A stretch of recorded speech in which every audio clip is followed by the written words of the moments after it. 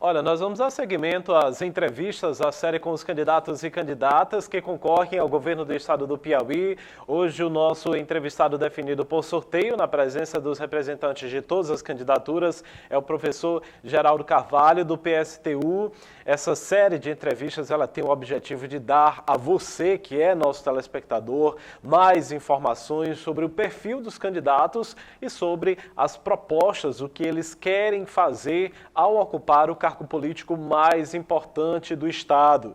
Ela é uma contribuição da TV Costa Norte para a democracia do Piauí e também do Brasil.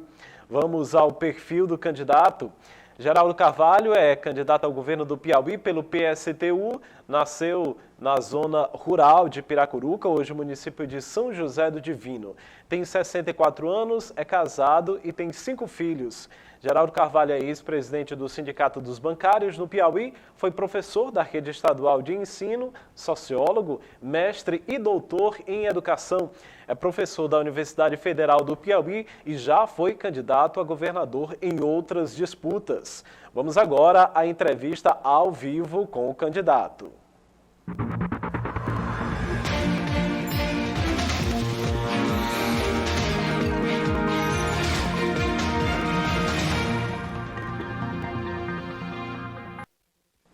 Portanto, como dito na apresentação e respeitando a ordem sorteada, o nosso entrevistado é Geraldo Carvalho, do PSTU. Seja bem-vindo à nossa emissora. Muito obrigado, Helder.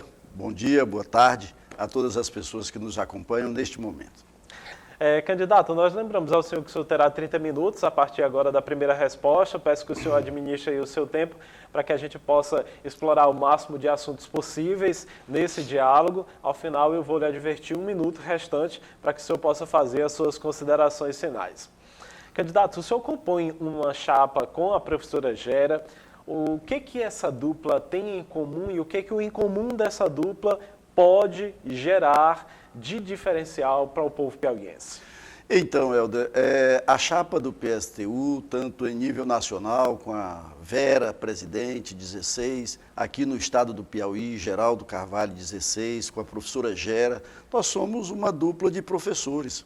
Assim como para a presidência da República, nós temos uma dupla de mulheres afro-indígena, com Vera e Raquel. Aqui no Piauí temos uma dupla de professores. Então somos trabalhadores, trabalhadoras, e temos nessa eleição a tarefa de apresentar e discutir um projeto de sociedade que atenda às necessidades da classe trabalhadora e da população pobre do Piauí e do Brasil. Então essa é a nossa tarefa.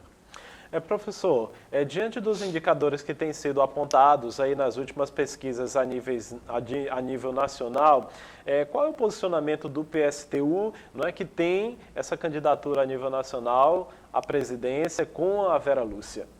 Então, nós estamos, infelizmente, as eleições elas ainda têm um caráter muito antidemocrático. Haja vista que nós não estamos participando com a Vera nos debates nacionais. O debate realizado por uma TV, a gente estava inclusive pontuando naquele momento nas pesquisas com 1%, tinha uma outra candidata que pontuou a mesma coisa que a gente, mas a nossa candidata não foi chamada. A legislação diz que para que os candidatos participem dos debates é necessário que tenha representação no Congresso Nacional. O que nós achamos injusto, porque a gente está sendo punido, na verdade. Nós não participamos dos debates, não temos representação no Congresso Nacional e somos punidos por isso, ao não participar, ao não ser convidados e não ter propaganda também na televisão e no rádio. Então, a nossa presença, e a gente acha que é muito injusto, porque o Brasil, olha a dimensão do Brasil, olha a dimensão do Piauí, como é que nós, nas eleições, os partidos têm a obrigação de apresentar um projeto de sociedade. Como é que nós vamos apresentar um projeto de sociedade se somos impedidos de participar dos principais momentos que são os debates e que são as propagandas no rádio e na televisão? Então é muito difícil.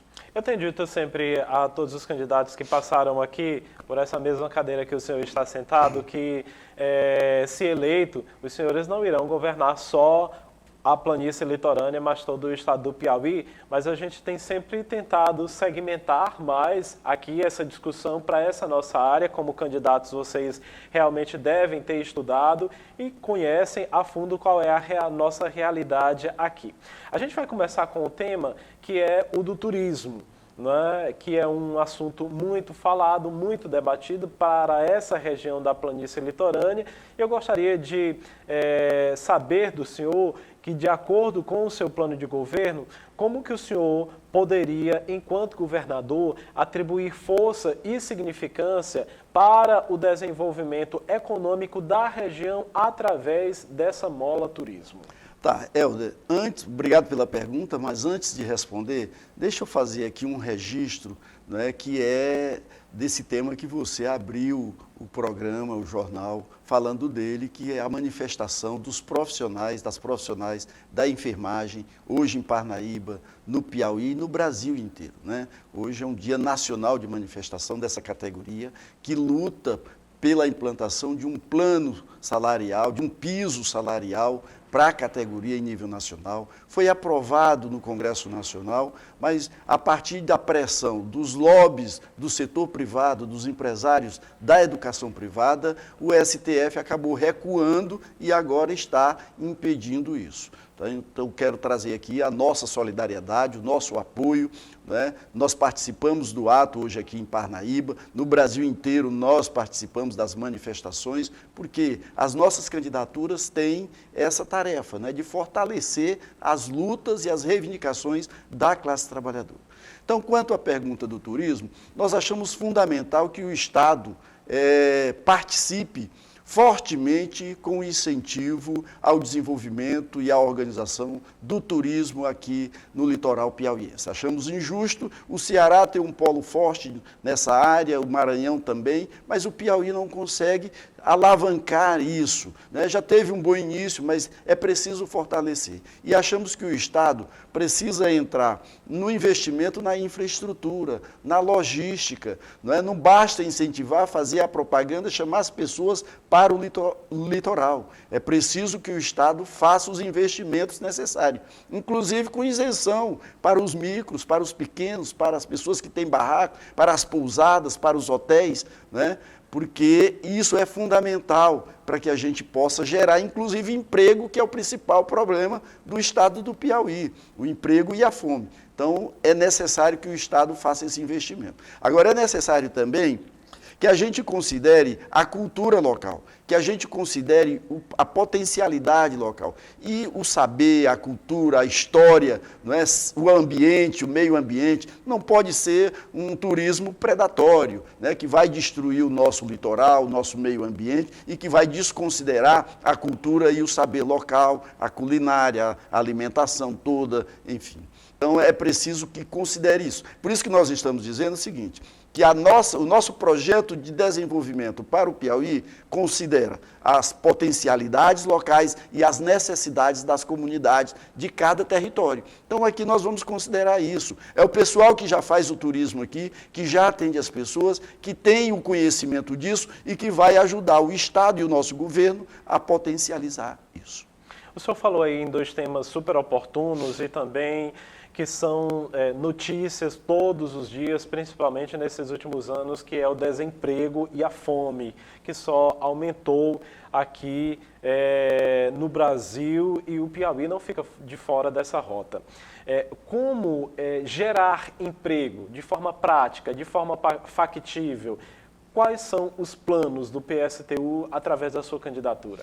Tá. É bom dizer que as candidaturas do PSTU não são apenas do PSTU, são do PSTU e do Polo Socialista Revolucionário, um espaço político, né, importante que está sendo construído nacionalmente desde o ano passado, né, e que tem em Parnaíba, inclusive, um polo aqui de trabalhadores e trabalhadoras do setor público e do setor privado. Em relação, são três temas centrais e dois, né, o desemprego, a fome e a questão da segurança ou a violência.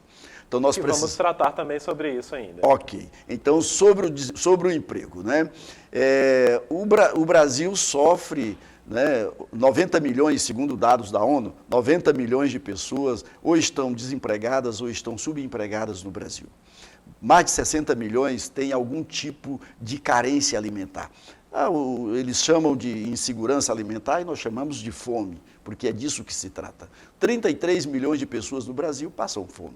Aqui no Piauí é metade da população. Nós temos uma população de 3 milhões e 200 mil pessoas, 1 milhão e 500 vive com uma renda de até R$ 436 por mês. Então é fome. A fome é gritante no estado do Piauí. Então como é que nós vamos resolver a questão do desemprego, né, que atinge mais da metade da população do Piauí? Primeiro, é preciso que o Estado faça um plano de obras públicas visando a solução desse problema, né? Construção de estradas para interligar os municípios, interligar as comunidades na zona rural. É preciso investir em energia elétrica, em água. Esse é um dos problemas, inclusive, aqui do litoral. Falta de energia, falta de água, falta de estrada, falta de transporte. Então, se o Estado não investir nisso, o setor privado não vai investir. Nós precisamos abandonar a lenda de que precisamos atrair empresas grandes, nacionais, indústrias que venham para cá para gerar emprego. Isso, desde criança que a gente escuta essa história e isso não acontece. Então, nós precisamos botar a mão na massa e nós, da classe trabalhadora, quem está da pirâmide social para baixo, da metade da pirâmide social para baixo, botar a mão na massa para fazer isso. Por quê?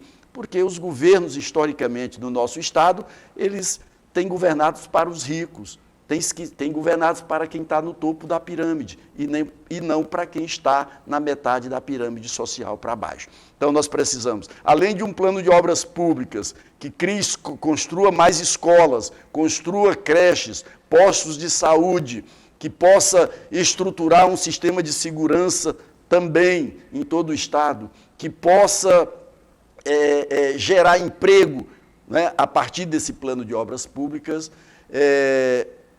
Precisamos fazer isso. Essa seria uma primeira medida. Uma segunda medida, a redução da jornada de trabalho, sem redução de salário, né? A partir do Estado, respeitando aquilo que já tem as categorias, os setores que já têm uma redução de 6 horas, uma carga horária de 6 horas, de 5 horas, de 4 horas. Então, precisamos reduzir a jornada de trabalho para 6 horas, sem redução de salário. Com isso, nós vamos gerar milhares de empregos.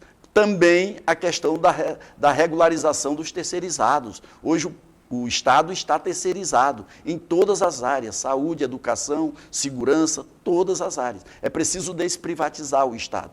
Com isso nós vamos também gerar mais emprego.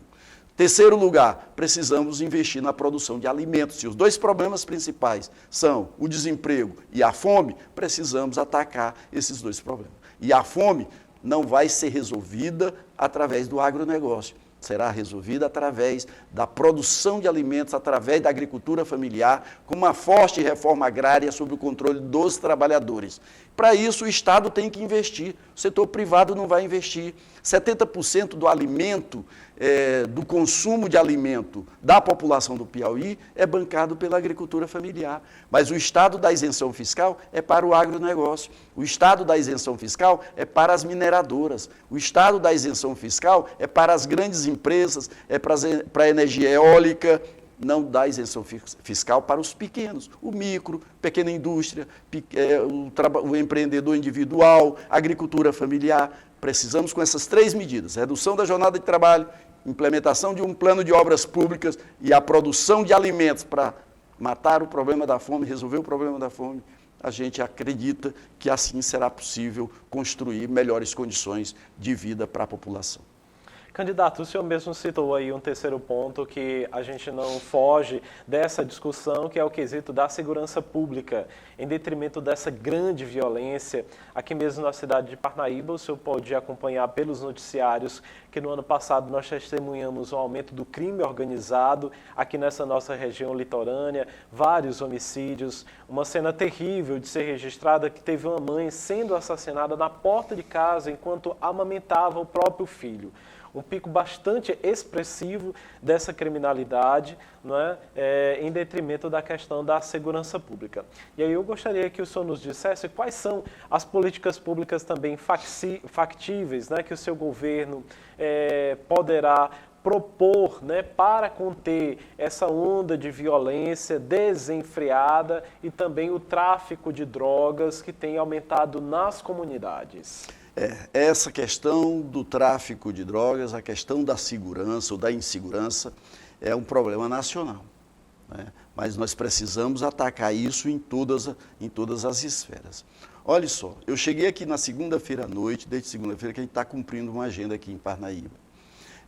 E quando chegamos aqui, a notícia era da morte de uma criança de poucos anos, eu nem lembro a idade, mas um jovem, um garoto, que foi morto por uma facção. E essa tem sido a rotina aqui. Tá? Quem é que está morrendo? Quem é a vítima da violência? É a juventude, são as crianças, sobretudo a juventude preta e pobre das periferias das cidades. O que é que falta? Qual é o problema?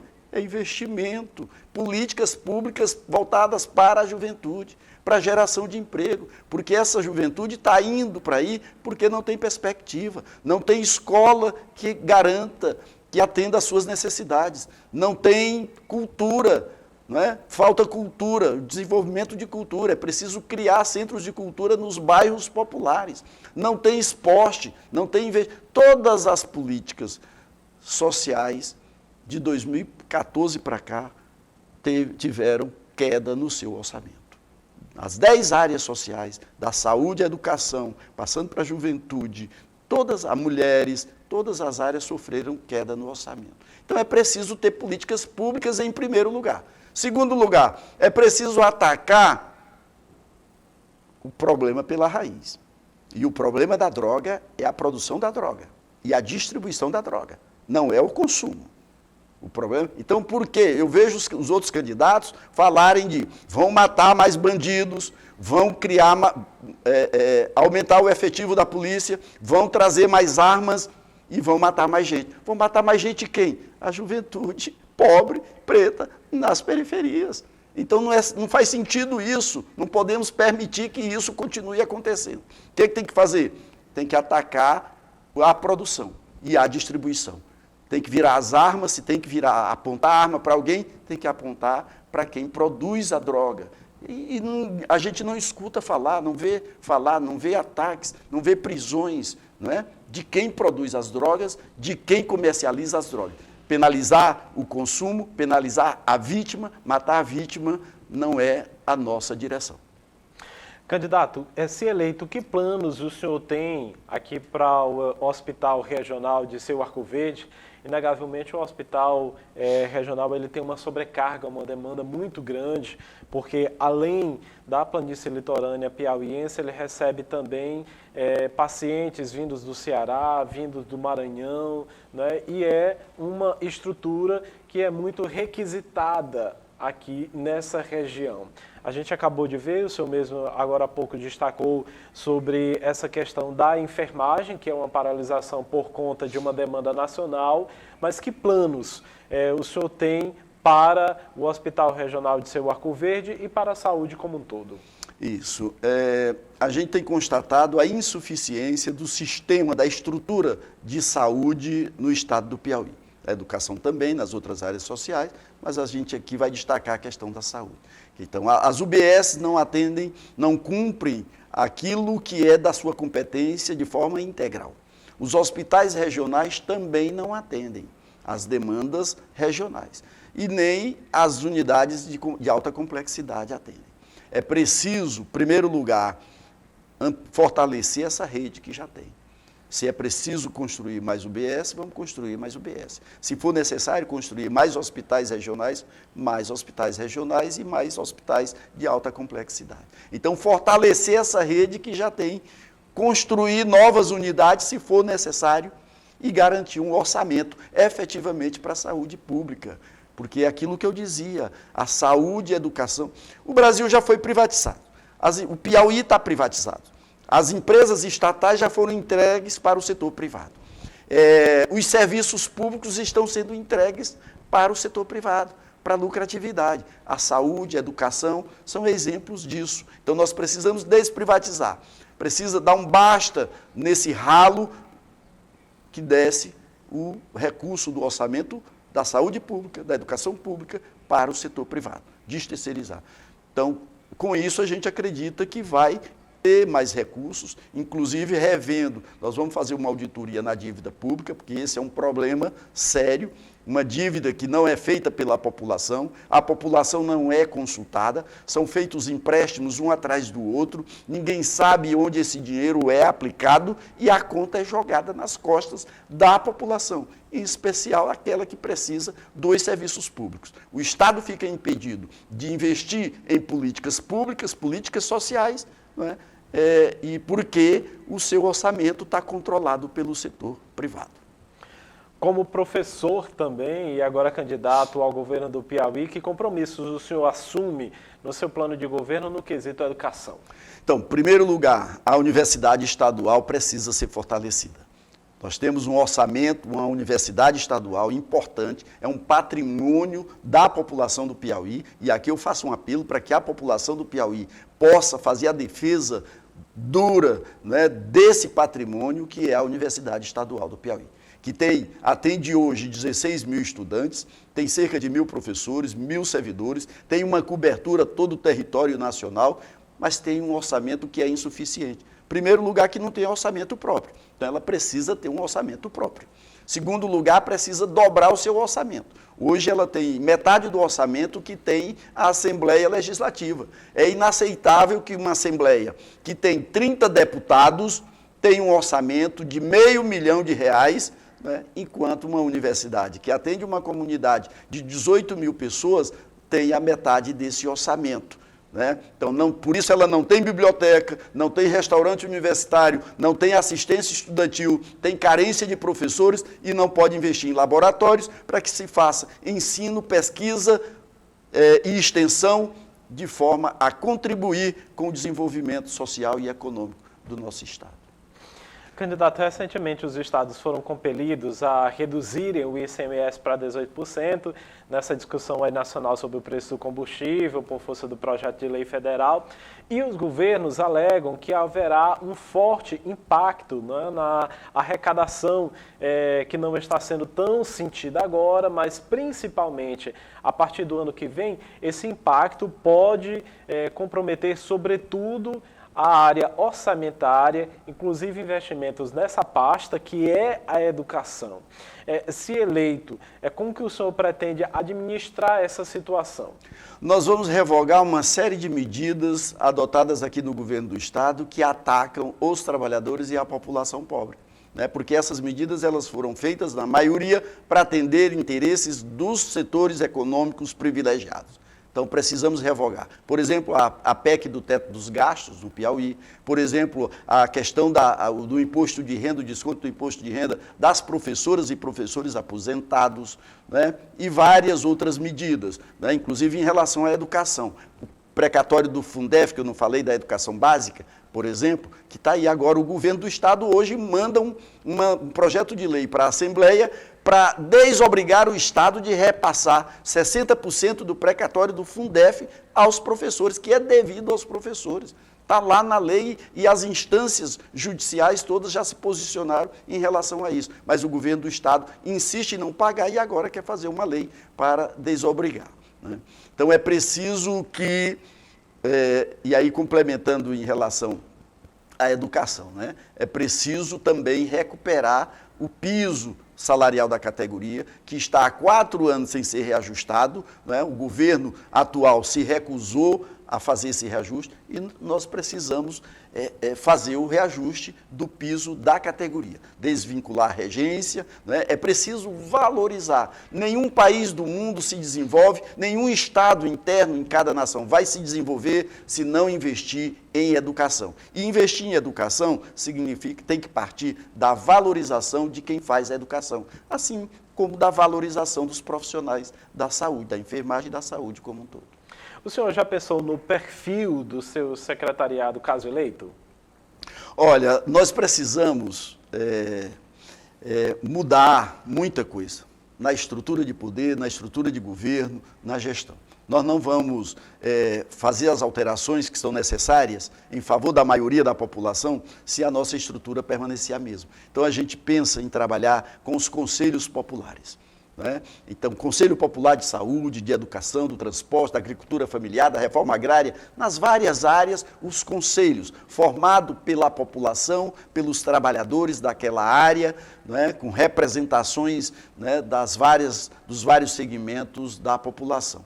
Dessa forma, os conselhos vão pensar as demandas, as necessidades daquele território, pensar as demandas da população e pensar a capacidade e o potencial de cada território. E a partir daí, elaborar e implementar as políticas, dialogando, né, com a Assembleia, pressionando a Assembleia, dialogando com o governo federal, com as outras instituições do Estado, né, de controle, etc. e tal, mas no sentido de colocar a maioria da população para dizer aquilo que está instituído. Nós precisamos mudar os rumos. Os governos de hoje, o que tem acontecido? Né? Nós temos aqui, dizem que tem 2 candidaturas principais aqui. Eu não digo maiores porque a maior candidatura é a nossa, né? Mas as 2 candidaturas principais. Você tem, do lado do Silvio Mendes, um conjunto de políticos, de prefeitos, de empresários. Você tem do lado do Rafael uma outra metade disso.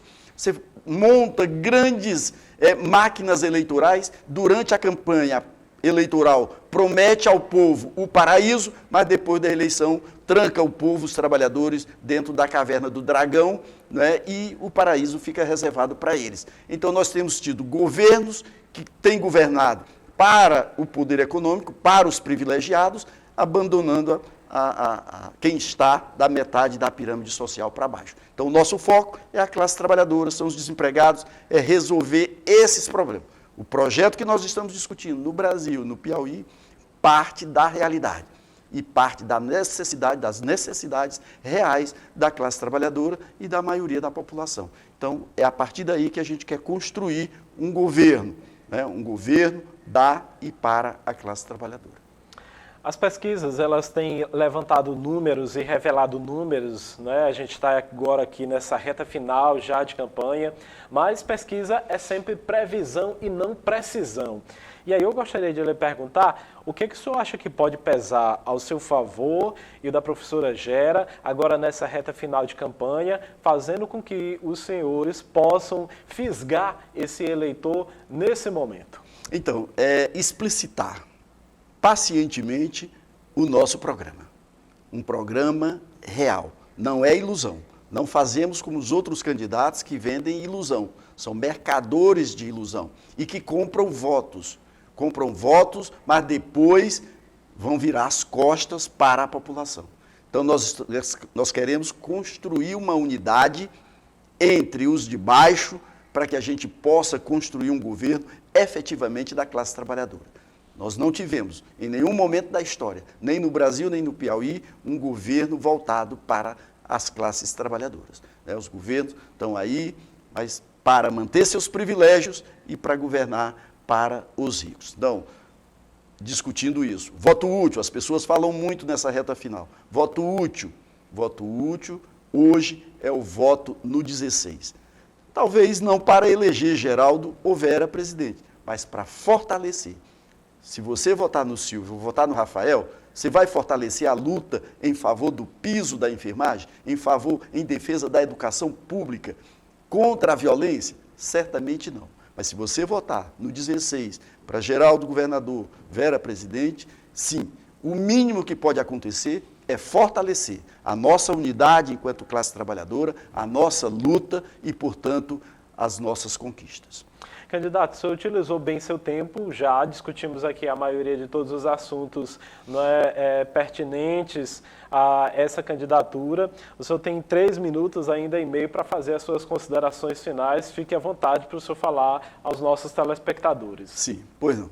Então, quero mais uma vez agradecer à Costa Norte, agradecer a você, né, e agradecer às pessoas que nos escutaram aqui, que nos acompanharam aqui e que estão nos apoiando, estão seguindo a gente nessa campanha e nos ajudando a construir essa campanha. Né. Quero reforçar o pedido do voto, né, para a presidência da República Vera, que não tem participado. Não, o nosso programa nacional está invisibilizado. Aqui no Estado a gente tem tido um espaço um pouco maior, temos tido a oportunidade de apresentar o nosso projeto de sociedade para o Piauí, que é um projeto voltado para a classe trabalhadora, para a construção de um Piauí socialista, com democracia operária e popular. Construir um governo para quem está da metade da pirâmide social para baixo, né, que tem crescido bastante essa faixa da população. Né? Quero dizer que no dia 2 de outubro, você pode votar no 16, Geraldo governador, Gera presidente. Nós temos uma bancada para o Senado, que a gente chama, é uma bancada coletiva, são 3 pessoas, né? Tem o professor Gervásio, tem o professor Romildo, tem o agricultor familiar Tibério César. Nós temos uma bancada de deputados federais, uma bancada de deputados estaduais. Procurem os nossos endereços, nossos números, né? Geral do PSTU, nas nossas redes sociais. E no dia 2 de outubro, vamos fortalecer a luta da classe trabalhadora, um projeto socialista para o Piauí e para o Brasil. Obrigado, candidato, portanto, pela sua participação, assim como para todos os outros candidatos que passaram aqui no nosso estúdio. Eu gostaria de desejar ao senhor um bom trabalho e sucesso nessa caminhada. Ok, muito obrigado, e você sabe que candidato precisa de sorte e precisa de voto também, né? Obrigado, portanto.